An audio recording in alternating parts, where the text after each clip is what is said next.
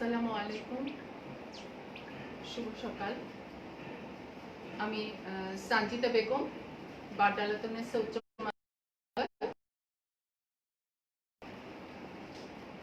সবাইকে অনলাইন ক্লাসে স্বাগতম।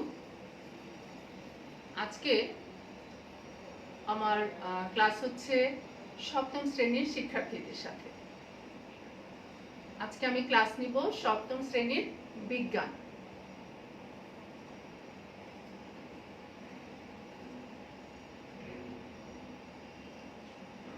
কি শিক্ষার্থীবৃন্দ, কেমন আছো? আশা করি যে যেখানে আছো ভালো থেকো। আমরা আজকে বিষয় হচ্ছে অধ্যায় পঞ্চম পরিপাকতন্ত্র এবং রক্ত সংবহন তন্ত্র। তোমরা শিক্ষার্থীরা তোমাদের বিজ্ঞান বইটা নিয়ে বসো এবং পঞ্চম অধ্যায়টা বের করো।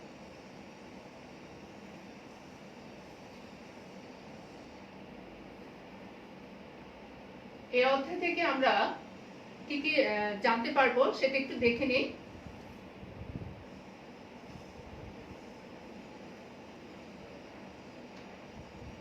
আমরা পৌষ্টিক তন্ত্র সম্পর্কে জানবো, এরপরে জানবো হচ্ছে রক্তের উপাদান,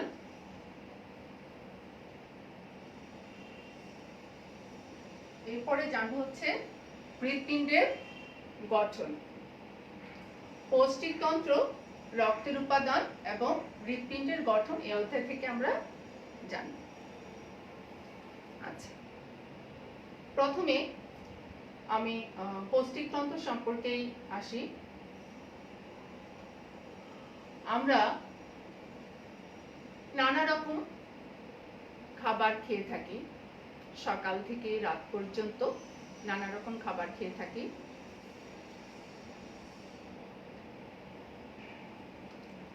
তো এই খাবারগুলি জটিল খাদ্য। এই খাবারগুলো আমাদের কোষ সরাসরি গ্রহণ করতে পারে না। আমাদের শরীর কি দিয়ে তৈরি? কোষ দিয়ে তৈরি। আমাদেরকে সচল রাখতে হলে কি করতে হবে? কোষগুলোকে সচল রাখতে হবে। সেজন্য এই কোষগুলোকে সচল রাখার জন্য আমাদের খাদ্যের প্রয়োজন। তো এই খাদ্যগুলা আমরা বিভিন্ন রকমের খাবার খাই, সেগুলো হচ্ছে জটিল খাদ্য। সেই খাদ্যগুলা কোষ সরাসরি গ্রহণ করতে পারে না। এই খাদ্যগুলা গ্রহণ করতে পারে ওরা কিসে?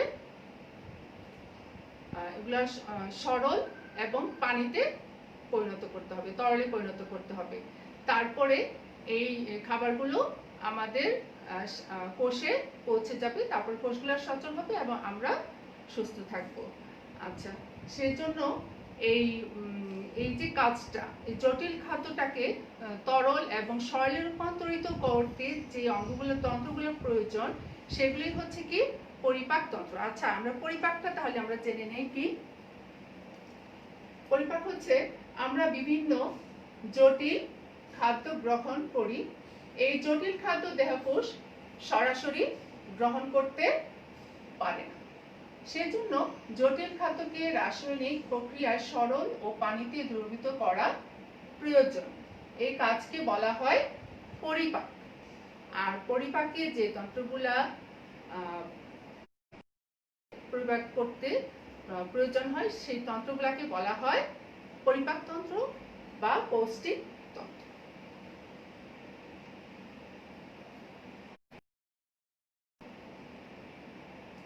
আচ্ছা, আমরা এখানে দেখতে পাচ্ছি পরিপাক তন্ত্রের একটা ছবি। এখানে প্রথমে আসতেছে মুখচ্ছিদ্র, যেখানে আমাদের থাকে দুটা ঠোঁট, যেটার মধ্যে আমরা খাবার প্রবেশ করাই, সেটা হচ্ছে মুখচ্ছিদ্র। মুখচ্ছিদ্র পরে আসে মুখগহ্বরে থাকে হচ্ছে তালু থাকে, আমরা এখানে কি করি? খাবারগুলি প্রবেশ করাই এবং এখানে বিভিন্ন খাবার কি হয়?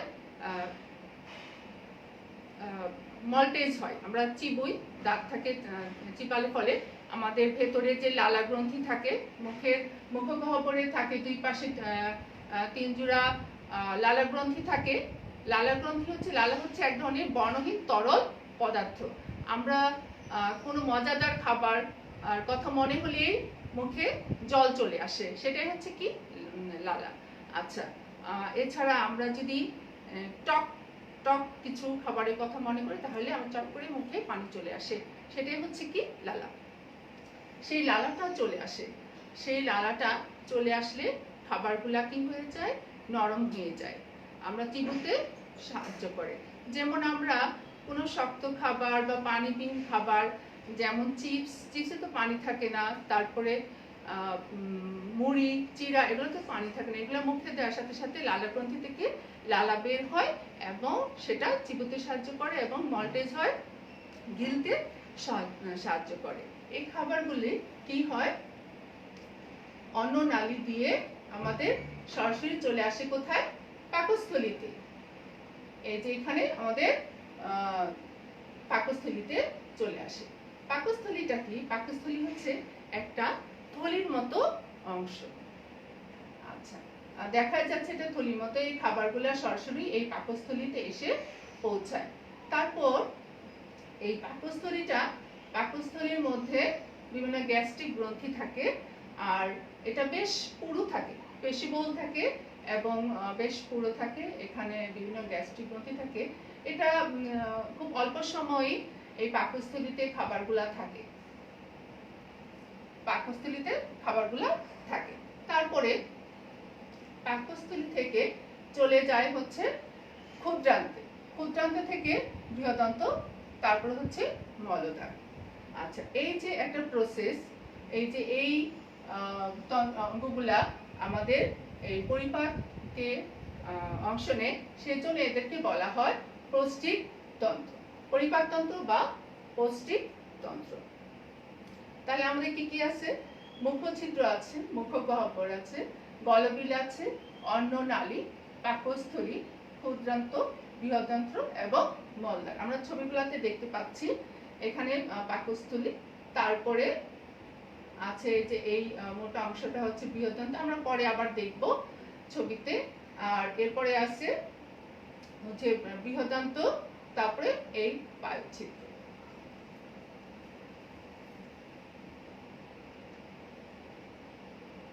আচ্ছা, মুখগহ্বরে আরেকটা অংশ যেটা হচ্ছে কি আমাদের থাকে দাঁত। সুন্দর হাসি দিলে দাঁত বের হয়ে আসে, ভালো লাগে দেখতে।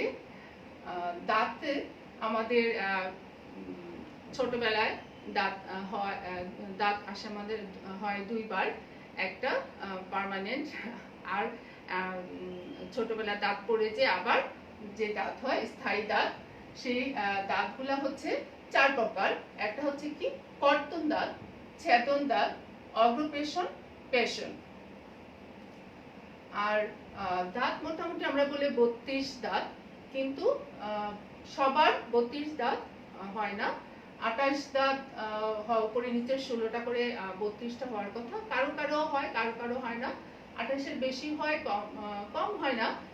আর 32টা কারো কারো হয়, কারো কারো হয় না। তো এই সামনের চারটা দাঁতটা হচ্ছে কি হচ্ছে কর্তন দাঁত। সামনের চারটা দাঁত হচ্ছে কর্তন। এই দাঁতগুলি দিয়ে কোনো জিনিস কাটতে সহায়তা করে, আমাদের কোনো জিনিস কাটতে সহায়তা করে। এরপর হচ্ছে ছেদন।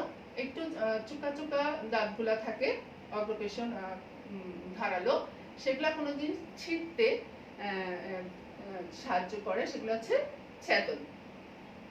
এরপরে আসো অগ্রপেশন।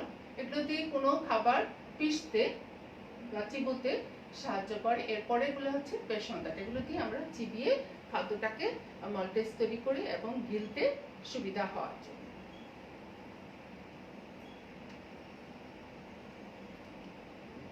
আচ্ছা, এরপর ক্ষুদ্রান্তের আছে তিনটা অংশ, সেটা হচ্ছে ডিউডেনাম, জেজুনাম এবং ইলিয়াম। ক্ষুদ্রান্তের তিনটি অংশ। ক্ষুদ্রান্ত হচ্ছে পাকস্থলীর পর থেকে এই যে ডিউডেনামটা শুরু হয়েছে, চিকন নালীটা, সেটা হচ্ছে ডিউডেনাম। এই যে চিকন নালীটা পেঁচিয়ে আছে আমাদের পাকস্থলীতে থাকে, পাকস্থলীর পরের অংশ হচ্ছে এই ডিউডেনাম। ডিউডেনামের মধ্যে খাদ্য পরিপাক হয়, সেটা হচ্ছে। এরপরে ডিউডেনামে থাকে হচ্ছে তোমার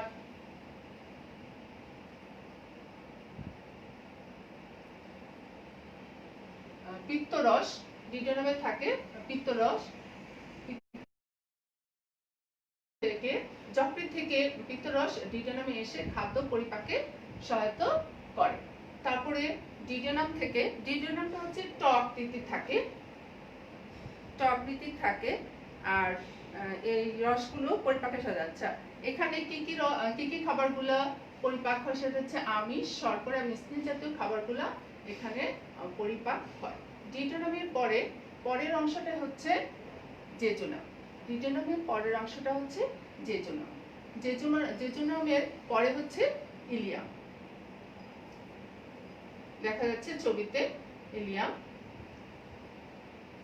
তারপর হচ্ছে বৃহদান্ত্রের তিনটি অংশ। বৃহদান্ত্রের তিনটি অংশ হচ্ছে, একটা হচ্ছে সিকাম, কোলন এবং মলাশয়।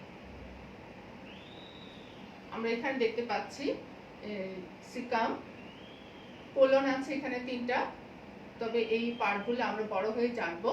তারপর হচ্ছে মলাশয়, বৃহদান্ত।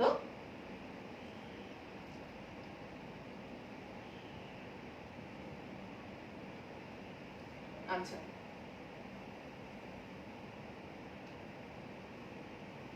তারপর এর পরিপাকতন্ত্রের মধ্যে আছে পরিপাক গ্রন্থি। সেটা হচ্ছে কি কি গ্রন্থি আছে? যকৃৎ, অগ্ন্যাশয় এবং লালা গ্রন্থি।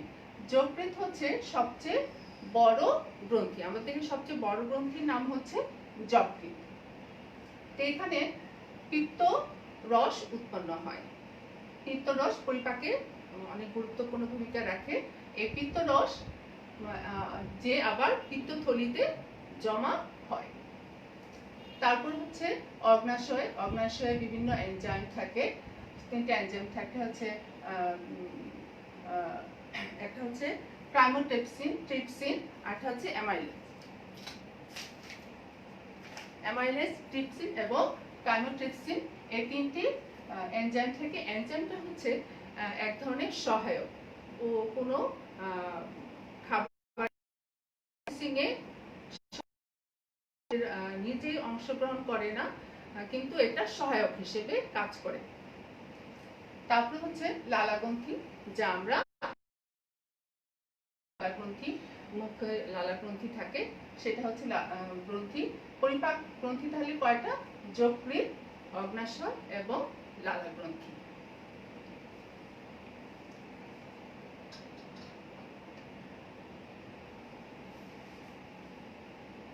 আচ্ছা, রক্ত। এবার আসো রক্ত হচ্ছে, আমরা যদি হঠাৎ করে হাত কেটে যায়, ইচ্ছাকৃত ভাবে কেউ কাটে না, কেটে যেতে পারে, তখন আমরা যে লাল অংশটা বের হয় তরল, সেটাই হচ্ছে রক্ত।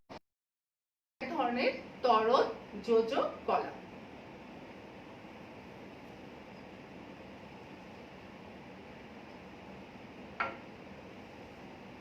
রক্ত হচ্ছে এক ধরনের তরল যোজক কলা। আর রক্তের মাধ্যমে আমাদের সমস্ত শরীরে খাদ্য প্রবাহিত হয়। এই যে তন্ত্রের মাধ্যমে এই রক্ত সঞ্চালিত হয় তাদেরকে বলা হয় রক্ত সংবহন তন্ত্র। রক্ত সংবহন তন্ত্র কি? যে তন্ত্রের মাধ্যমে দেহে রক্ত সঞ্চালিত হয় তাকে রক্ত সংবহন তন্ত্র বলে।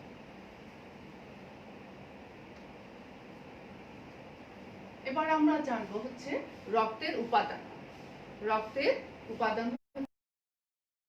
একটা হচ্ছে রক্তরস, আর একটা হচ্ছে রক্তরস হচ্ছে রক্তের মধ্যে একটা অংশ পানি থাকে। আমরা অনেক সময় কেটে গেলে দেখা যায় যে হাত থেকে রক্ত পড়ছে না, একটা পানি তরল পদার্থ বের হচ্ছে, সেটাই হচ্ছে কি রক্তরস। রক্তরস চিত্রে দেখতে পাচ্ছ রক্তের ছবিটা, আর এগুলো হচ্ছে কি রক্ত কণিকা।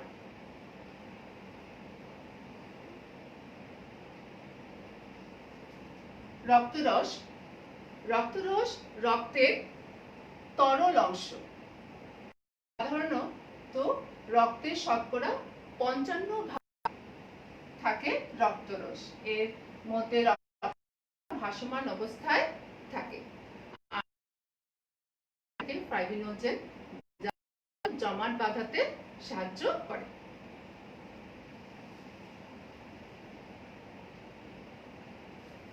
এরপর আসো রক্তকণিকা। আমরা রক্তকণিকার ছবিগুলা দেখতে পাচ্ছি। 3টা রক্তকণিকা রয়েছে। এর মধ্যে হচ্ছে একটা লোহিত রক্তকণিকা, শ্বেত রক্তকণিকা, তারপর হচ্ছে অনুজ কণিকা। লোহিত রক্তকণিকা, আমরা রক্তের রং দেখতে পাই লাল।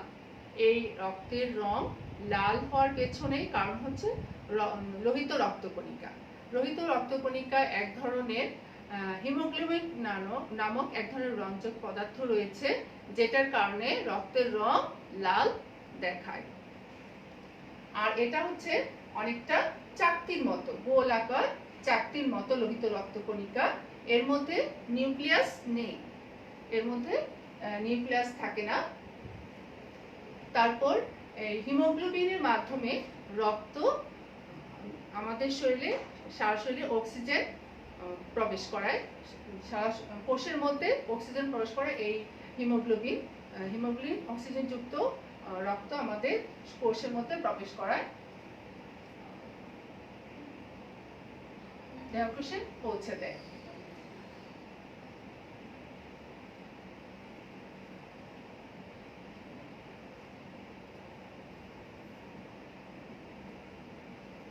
এরপর আসো শ্বেত রক্তকণিকা। শ্বেত রক্তকণিকা লোহিত রক্তকণিকার থেকে বড়। শ্বেত রক্তকণিকা লোহিত রক্তকণিকার থেকে বড় হয়। এটার কোনো আকার নেই, অনিয়মিত আকারের হয় এটা। আর এটা এখানে নিউক্লিয়াস থাকে, শ্বেত রক্তকণিকা নিউক্লিয়াস থাকে। আর শ্বেত রক্তকণিকা আমাদের দেহে প্রহরী হিসেবে কাজ করে, কারণ আমাদের শরীরে যে রোগ জীবাণু প্রবেশ করে সেটাকে ভেঙে ফেলে ধ্বংস করে দেয় কে? শ্বেত রক্তকণিকা। আমরা সাথে সাথে কিন্তু রক্তকণিকার কাজগুলো শিখে নিচ্ছি, আকার জানছি এবং এটাতে নিউক্লিয়াস আছে কিনা সেটাও জেনে নিচ্ছি। এরপর আসো অনুজ কণিকা। এটা হচ্ছে কোনো অংশ কেটে গেলে রক্ত জমাট বাঁধতে সাহায্য করে অনুজ কণিকা। এছাড়া একে প্ল্যাটেলেটও বলা হয়। অনুজ কণিকার মধ্যে নিউক্লিয়াস থাকে না, এটা লোহিত রক্তকণিকার চেয়ে আকারে ছোট হয়।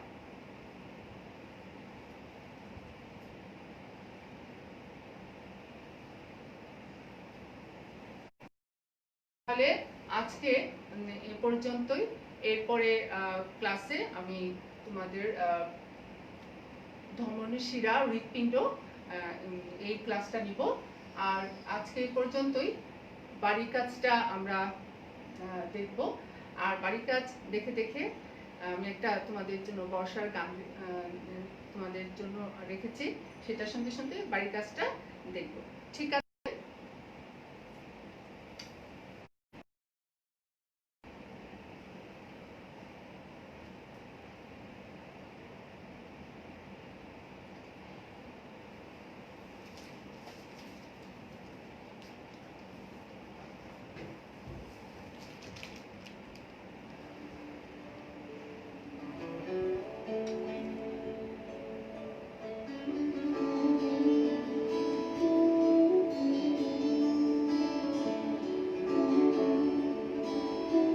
সবাইকে ধন্যবাদ। সবাই